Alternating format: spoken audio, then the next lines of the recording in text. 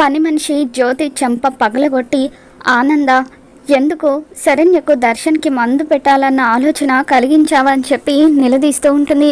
తర్వాత జ్యోతిని అందరి ముందు దోషిగా నిలబెట్టి దర్శన్కి శరణ్య మందు పెట్టడానికి కారణం ఈ పని మనిషి జ్యోతిని అని చెప్పి ఆనంద అంటూ ఉంటుంది.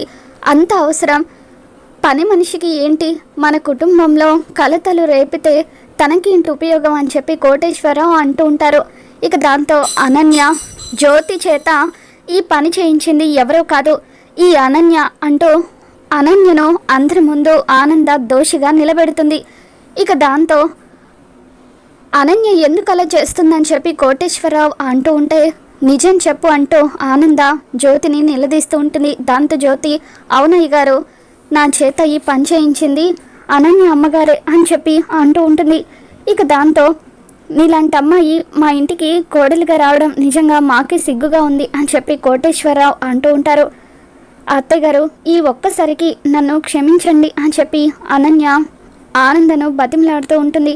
ఇక ఆనంద మాత్రం ఉగ్ర రూపంతో నీలాంటి దాన్ని క్షమిస్తే అది తప్పే అవుతుంది, నీలాంటి వాళ్ళు ఈ ఇంట్లో ఉండకూడదు అని చెప్పి అలా అనన్య జుట్టు పట్టి బలవంతంగా తనని ఈడ్చుకొచ్చి బయటకి గెంటుతూ ఉంటుంది. ఇక అలా ఆనంద అనన్యని గెంటేస్తూ ఉంటే కాంచన ఒక్కసారిగా షాక్ అవుతుంది. మరి ఈ వీడియో మీకు నచ్చినట్లయితే తప్పకుండా లైక్ చేయండి.